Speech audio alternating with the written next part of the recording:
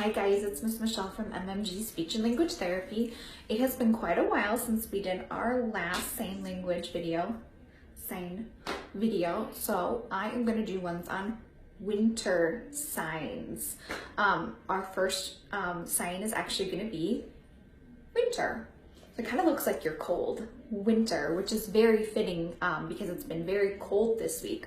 Winter. Another sign is snow. I don't know if you're going to see any of it this year unless you go to the mountains, but snow.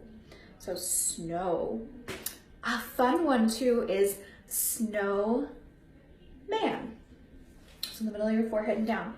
Snow man. I also enjoy doing winter clothes. You can wear winter clothes. Hat, coat. So it looks like you're putting on a coat. Boots are an upside down B and tap them together, the B shape. Boots.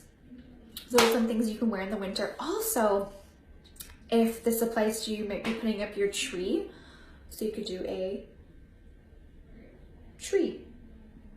Push your arm flat down like this and put the other one on top and shake it. Like a tree blowing in the wind. Tree. Tree. So we did winter, snow, snowman, hat, boots, coat, and tree. Thanks for watching, guys. Hope you have a great day.